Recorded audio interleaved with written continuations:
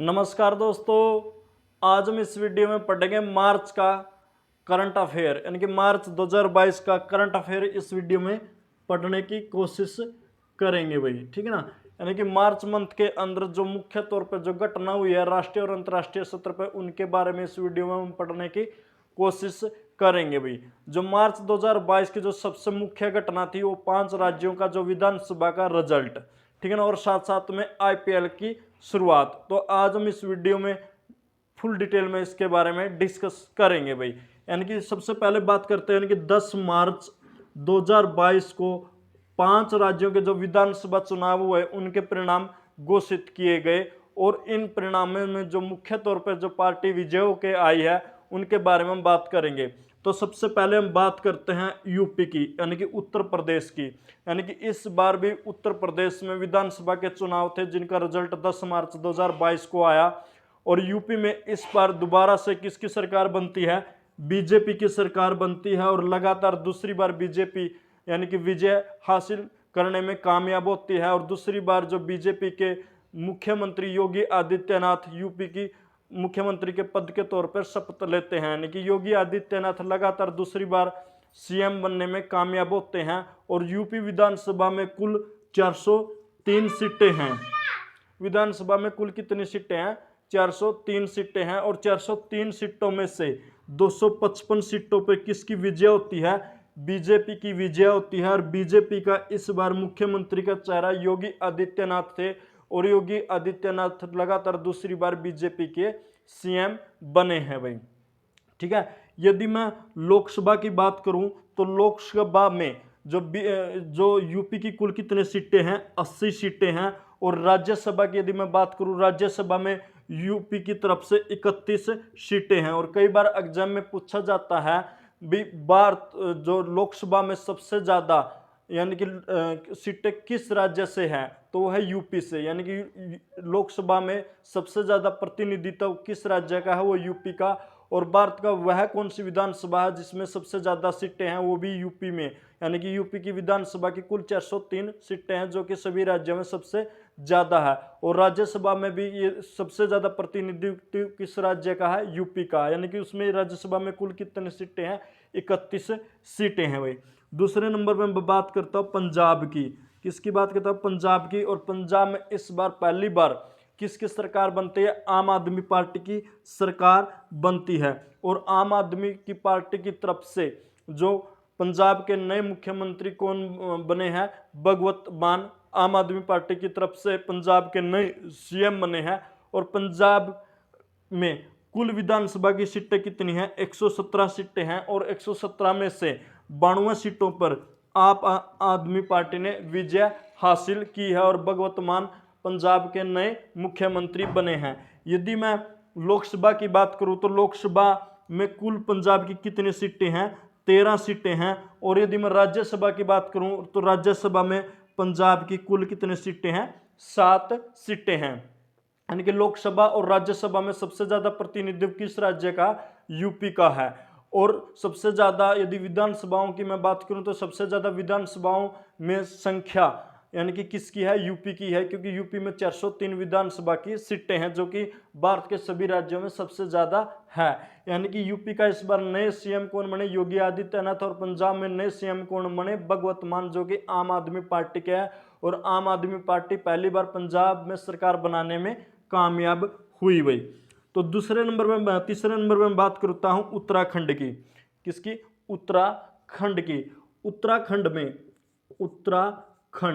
उत्तराखंड में इस बार दूसरी बार बीजेपी सरकार बनाने में कामयाब हुई। और उत्तराखंड में कुल कितनी सीटें हैं? 70 सीटें हैं। यानी कि विधानसभा की कुल कितनी सीटें हैं? 70 सीटें हैं, जिसमें से बीजेपी ने कितनों पे हासिल की है? विजय हासिल की है 43 सीटों पे विजय हासिल की है। और बीजेपी दोबारा पूर्ण बहुमत की सरकार बनाने जा रही है। और इस बार जो उत्तराखंड के नए सीएम कौन हो गए? पुष्कर धामी हो गए। यानी कि इससे पहले जो बीजेपी की सरकार थी उसमें भी बीजेपी के मुख्यमंत्री कौन थे? पुष्कर धामी थे। और जो अब 2022 में जो नई निर्वाचित बीजेपी की सरकार है उत्तराखंड में है, उसमें भी जो उत्तराखंड के सीएम कौन बनेंगे? पुष्कर धामी बनेंगे। वो बात अलग है, पुष्कर धामी अपनी विधानसभा की सीट से हार गए हैं भाई, ठीक है ना।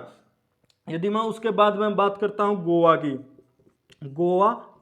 गोवा में जो कुल विधानसभा की सीटें कितनी है, 40 सीटें हैं, और 40 सीटों में से जो बीजेपी ने कुल कितनी सीटें हासिल की है, 20 सीटें हासिल की, और 20 सीटें हासिल करके गोवा में बीजेपी ने दोबारा सरकार बनाई है भाई।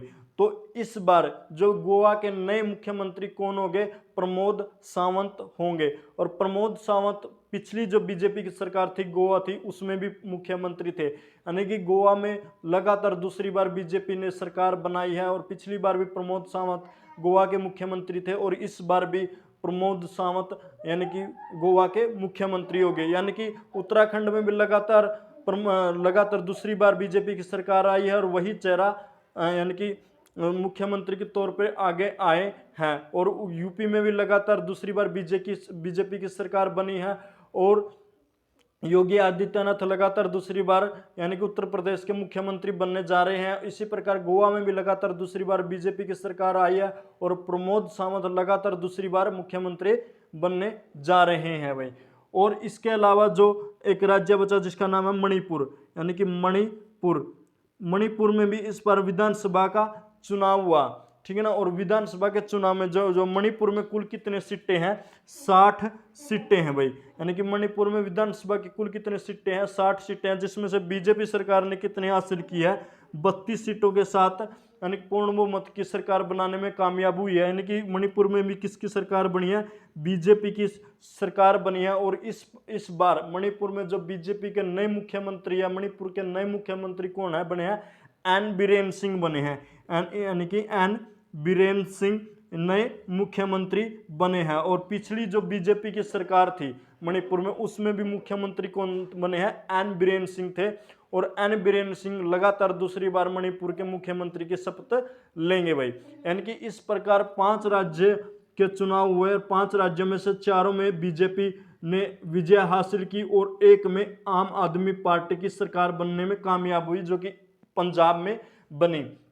और जो 4 बीजेपी के राज्यों में विजय हासिल की, इनमें पहले भी बीजेपी की ही सरकार थी, और वही से मुख्यमंत्री थे जो पहली योजना में वहां पे मुख्यमंत्री थे। जिस प्रकार यूपी में पहले योगी आदित्यनाथ मुख्यमंत्री थे, तो अब भी योगी आदित्यनाथ ही मुख्यमंत्री हो गए उत्तर प्रदेश के नए। उस प्रकार उत्तराखंड में पहले पुष्कर धामी मुख्यमंत्री थे बीजेपी की तरफ से, इस बार भी पुष्कर धामी ही बीजेपी के नए मुख्यमंत्री हो गए। गोवा में भी पहले बीजेपी की सरकार थी और प्रमोद सावंत बीजेपी के मुख्यमंत्री थे, इस बार भी प्रमोद सावंत ही मुख्यमंत्री रहेंगे। उसी प्रकार मणिपुर में भी पहले एन बीरेन सिंह जो बीजेपी के मुख्यमंत्री थे, इस बार भी एन बीरेन सिंह ही मुख्यमंत्री रहेंगे। और इस बार पंजाब में नई सरकार बनी है, वो बनी आम आदमी पार्टी की, जिसकी वर्तमान नए मुख्यमंत्री के तौर पे यानी कि शपथ ली है भाई। और मुख्यमंत्री के तौर पे जो भगवत मान ने जो शपथ ली है वो ली है जो शहीद आजम भगत सिंह के गांव खटखट कला में भाई, ठीक है।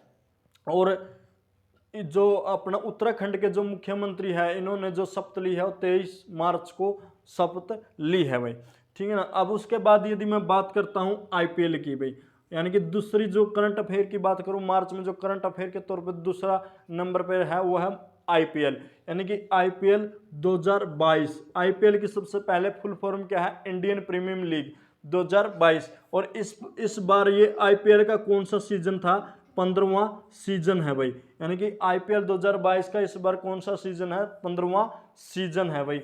और इस बार आईपीएल की शुरुआत कब होती है, यानी कि 26 मार्च को होगी, यानी कि 26 मार्च 2022 से आईपीएल की शुरुआत हुई है। और इस बार आईपीएल में कुल कितनी टीमें भाग ले रही है, 10 टीमें भाग ले रही है। और जिनमें से यानी कि कुल कितने मैच हो गए इस बार आईपीएल में, 70 मैच हो गए। और जो आईपीएल का पहला मैच किसके बीच में हुआ, चेन्नई सुपर किंग यानी कि चेन्नई सुपर किंग और कलकत्ता नाइट राइडर्स के बीच में ये मैच हुआ। यानी कि आईपीएल 2022 का पहला मैच चेन्नई सुपर किंग और कलकत्ता नाइट राइडर्स के बीच में ये पहला मैच हुआ। इस पर जो आईपीएल के ज़्यादातर मैच है पुणे और मुंबई के मैदानों पे ही खेले जाएंगे भाई।